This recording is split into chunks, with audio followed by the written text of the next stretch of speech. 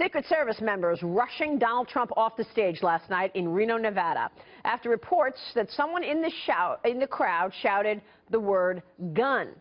Welcome to Sunday Morning Futures, everybody. We are beginning with the news of the moment. There was no gun that turned up. Mr. Trump took the stage again after being rushed off moments later. He told the crowd his campaign will not be stopped. He is making his final push this morning in 5 different states, heading to Iowa, Minnesota, Michigan, Pennsylvania, and Virginia.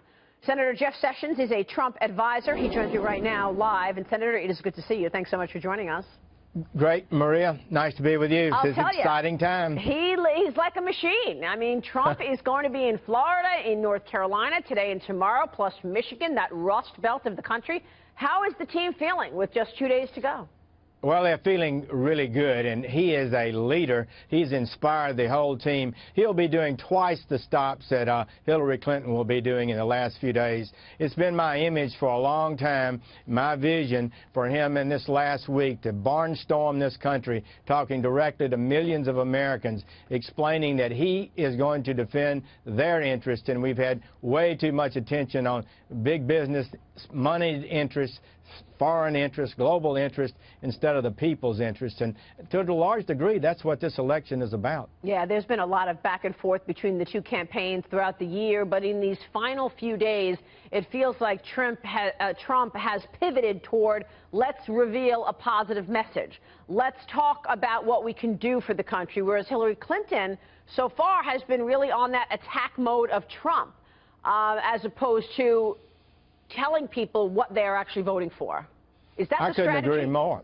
I couldn't agree more. I mean, you ask American people, what is it that she will do other than more of the same, when 3-to-1 American people think we're on the wrong track. And I think the people are right about that. We have not represented this country effectively. She has no plan to get it on the right track.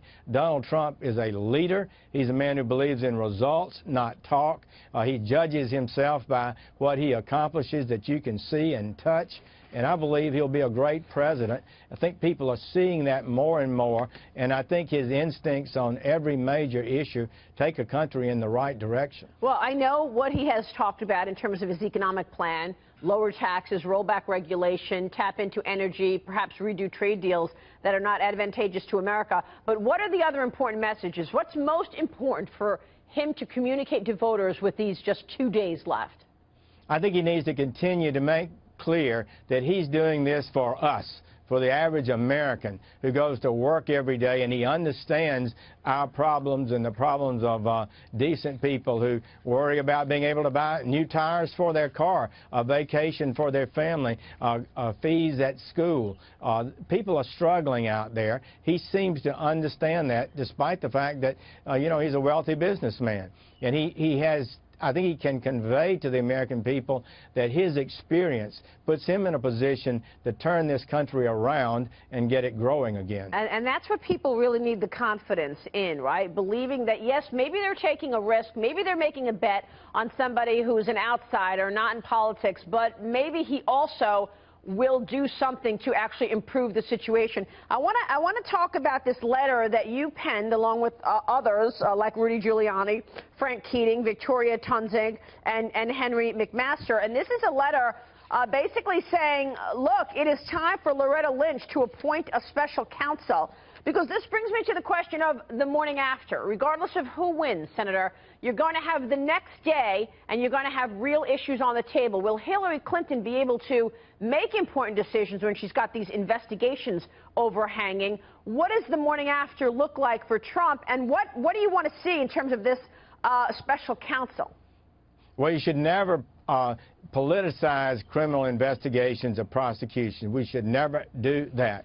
But the situation is such and the facts are such that we have an investigation going now, and there's a lack of confidence, in fact, zero confidence really, that the Attorney General is doing anything other than delaying this investigation and not pursuing it effectively. It's been ongoing for over a year. A special prosecutor would have been the appropriate thing to do, to take it out of politics, and maybe would already have been completed. But the rumors we hear are that the FBI is being obstructed and delayed and blocked by the Department of Justice, Attorney General Lynch.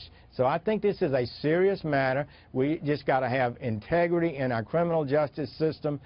Everybody deserves a fair day in court, but we need a fair investigation too, and I'm afraid that's not happening. Well, in the letter, you and your colleagues write, look, the Department of Justice has been thwarted by top officials' refusal to conduct a proper investigation of former Secretary Clinton's unsecured email server and the pay-for-play accusations. So if Donald Trump were to win the presidency, is he going to move to remove Loretta Lynch? Well, of course, there'll be a change in the Attorney General, as will in every cabinet position.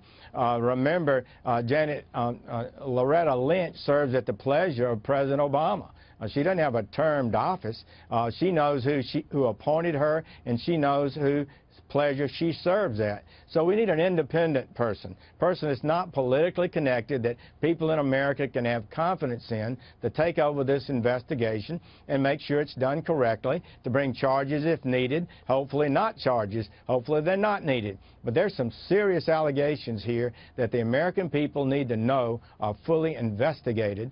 And, you know, FBI Director Comey did the right thing. When he found new evidence, he had no choice but to report to the American Congress, where he had under oath testified the investigation was over. He had to correct that and say this investigation is ongoing now. And I'm sure it's significant, or he wouldn't have announced that. Right, which is the question I'm trying to get at in terms of Hillary Clinton. Should she win the presidency, what is she going to do in terms of governance? Can she govern effectively if she's got these investigations going on? Will she have to change FBI directors, knowing that Jim Comey is pursuing this? Or are we going to have 4 years of you can't get anything done because of these investigations and the challenge from the Republicans, like naming new Supreme Court justices? Well, it is a dangerous thing, no doubt. It puts a cloud over her tenure as president. What is she going to do about the Attorney General? Who will she appoint? Will it be an utter loyalist, as it appears Loretta Lynch is and Eric Holder was during his tenure? Or will it be someone that has respect of the American people, who can handle a complex matter and do it right with confidence? To me, at this point, it's so off track and so badly handled that an independent counsel is the right thing. I have no doubt about that. Let me ask you this, Senator. Should Trump win the presidency, what role will you have in the administration? You know, I've not talked to him about that and don't intend to.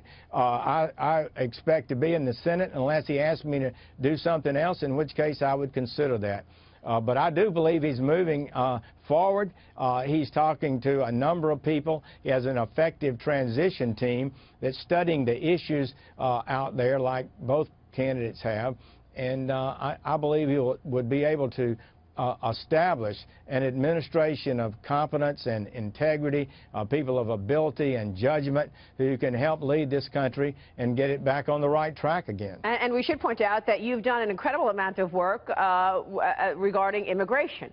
And your immigration policies and your immigration work has helped Donald Trump in terms of his own stance on keeping borders safe, et cetera. What do you think the most important policy Donald Trump needs to implement with regard to national security and immigration? What happens in the first 100 days should he become president? Well, there's no doubt that under existing law, we can make tremendous improvements in our immigration situation. I just came from the border Friday on the Arizona border and talked to law enforcement and local people and local sheriffs. They are just utterly frustrated. This administration and Hillary Clinton is to the left of Barack Obama. They are just decimating the lawful system, and that encourages more people to come. So if you have a president who lays out a clear agenda that we're going to end the lawlessness, please don't come unless you come lawfully. If you come, you're going to be apprehended and promptly deported. That will send a message, and the attempts to enter illegally will decline substantially. Yeah. It's not that hard. It can be done. It's the right thing for America. American people want it. They have a right to demand it. Senator, good to see you. Thanks very much. We'll be watching the developments in the next 2 days. Thanks so much. Thank you. Senator